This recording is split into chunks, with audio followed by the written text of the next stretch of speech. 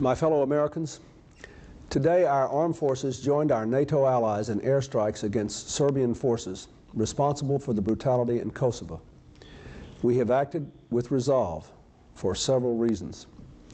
We act to protect thousands of innocent people in Kosovo from a mounting military offensive. We act to prevent a wider war, to defuse a powder keg at the heart of Europe that has exploded twice before in this century with catastrophic results. And we act to stand united with our allies for peace. By acting now, we are upholding our values, protecting our interests, and advancing the cause of peace.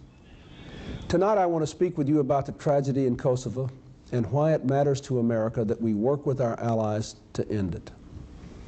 First, let me explain what it is we are responding to. Kosovo is a province of Serbia in the middle of southeastern Europe, about 160 miles east of Italy. That's less than the distance between Washington and New York, and only about 70 miles north of Greece. Its people are mostly ethnic Albanian and mostly Muslim. In 1989, Serbia's leader, Slobodan Milosevic, the same leader who started the wars in Bosnia and Croatia and moved against Slovenia in the last decade, stripped Kosovo of the constitutional autonomy its people enjoyed, thus denying them their right to speak their language, run their schools, shape their daily lives. For years, Kosovars struggled peacefully to get their rights back. When President Milosevic sent his troops and police to crush them, the struggle grew violent. Last fall, our diplomacy, backed by the threat of force from our NATO alliance, stopped the fighting for a while and rescued tens of thousands of people from freezing and starvation in the hills where they had fled to save their lives. And last month, with our allies and Russia, we proposed a peace agreement to end the fighting for good. The Kosovar leaders signed that agreement last week. Even though it does not give them all they want, even though their people were still being savaged, they saw that a just peace is better than a long and unwinnable war. The Serbian leaders, on the other hand, refused even to discuss key elements of the peace agreement. As the Kosovars were saying yes to peace, Serbia stationed 40,000 troops in and around Kosovo in preparation for a major offensive and in clear violation of the commitments they had made. Now they've started moving from village to village, shelling civilians and torching their houses. We've seen innocent people taken from their homes, forced to kneel in the dirt and sprayed with bullets. Kosovar men dragged from their families, fathers and sons together, lined up and shot in cold blood. This is not war in the traditional sense. It is an attack by tanks and artillery on a largely defenseless people whose leaders already have agreed to peace. Ending this tragedy is a moral imperative. It is also important to America's national interest. Take a look at this map. Kosovo is a small place, but it sits on a major fault line between Europe, Asia, and the Middle East, at the meeting place of Islam and both the Western and Orthodox branches of Christianity. To the south are our allies, Greece and Turkey. To the north, our new democratic allies in Central Europe. And all around Kosovo, there are other small countries struggling with their own economic and political challenges, countries that could be overwhelmed by a large new wave of refugees from Kosovo. All the ingredients for a major war are there. Ancient grievances, struggling democracies, and in the center of it all, a dictator in Serbia who has done nothing since the Cold War ended but start new wars and pour gasoline on the flames of ethnic and religious division. Sarajevo, the capital of neighboring Bosnia, is where World War I began. World War II and the Holocaust engulfed this region. In both wars, Europe was slow to recognize the dangers, and the United States waited even longer to enter the conflicts. Just imagine if leaders back then had acted wisely and early enough. How many lives could have been saved? How many Americans would not have had to die? We learned some of the same lessons in Bosnia just a few years ago. The world did not act early enough to stop that war either. And let's not forget what happened. Innocent people herded into concentration camps. Children gunned down by snipers on their way to school. Soccer fields and parks turned into cemeteries. 250,000 people killed, not because of anything they had done, but because of who they were. 2 million Bosnians became refugees. This was genocide in the heart of Europe, not in 1945, but in 1995. Not in some grainy newsreel from our parents' and grandparents' time, but in our own time, testing our humanity and our resolve. At the time, many people believed nothing could be done to end the bloodshed in Bosnia. They said, well, that's just the way those people in the Balkans are. But when we and our allies joined with courageous Bosnians to stand up to the aggressors, we helped to end the war.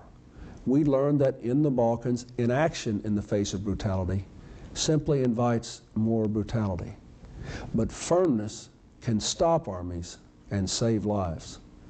We must apply that lesson in Kosovo before what happened in Bosnia happens there too. Over the last few months, we have done everything we possibly could to solve this problem peacefully.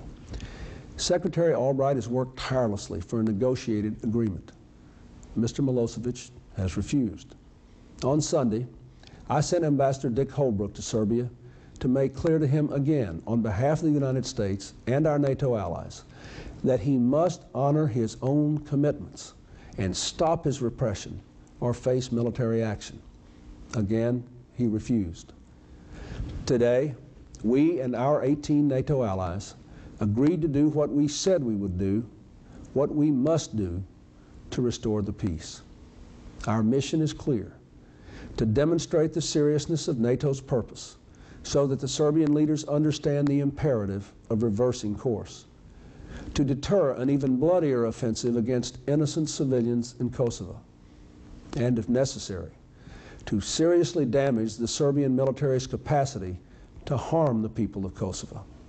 In short, if President Milosevic will not make peace, we will limit his ability to make war. Now, I want to be clear with you. There are risks in this military action, risks to our pilots and to people on the ground. Serbia's air defenses are strong. It could decide to intensify its assault on Kosovo, or to seek to harm us or our allies elsewhere. If it does, we will deliver a forceful response. Hopefully, Mr. Milosevic will realize his present course is self-destructive and unsustainable.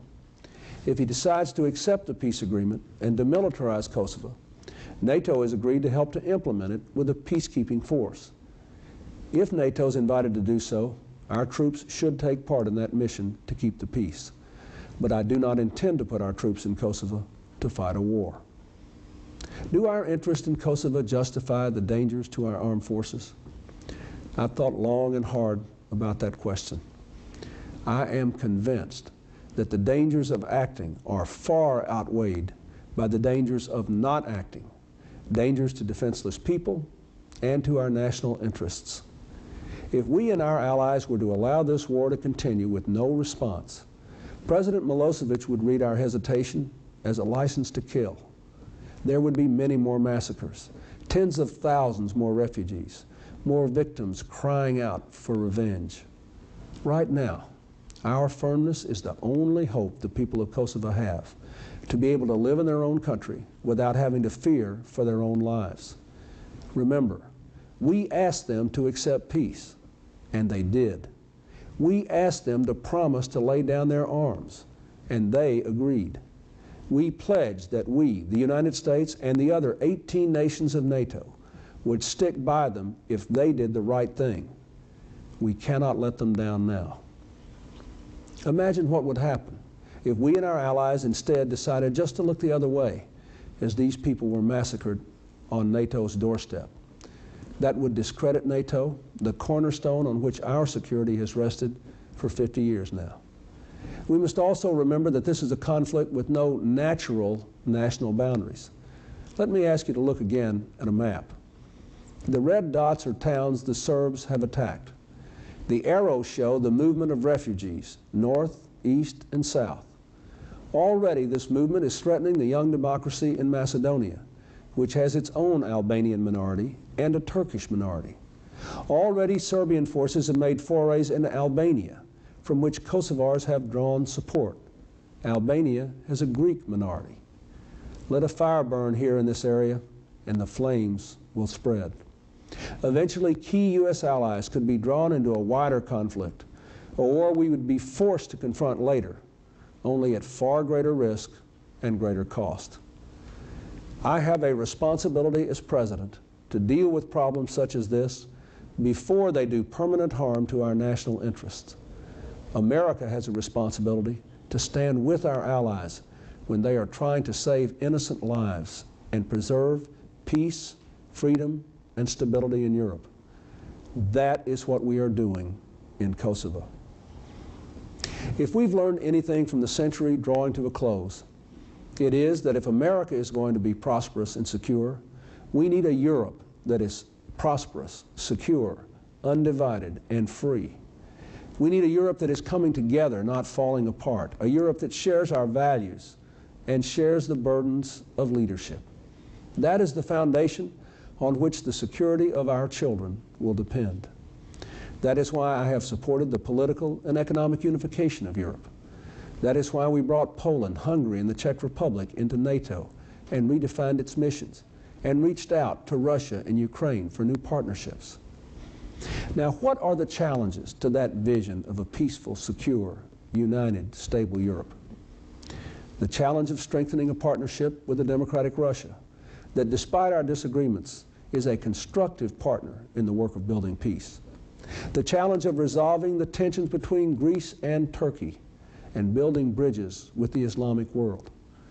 And finally, the challenge of ending instability in the Balkans so that these bitter ethnic problems in Europe are resolved by the force of argument, not the force of arms, so that future generations of Americans do not have to cross the Atlantic to fight another terrible war. It is this challenge that we and our allies are facing in Kosovo. That is why we have acted now, because we care about saving innocent lives, because we have an interest in avoiding an even crueler and costlier war, and because our children need and deserve a peaceful, stable, free Europe. Our thoughts and prayers tonight must be with the men and women of our armed forces who are undertaking this mission for the sake of our values and our children's future. May God bless them, and may God bless America.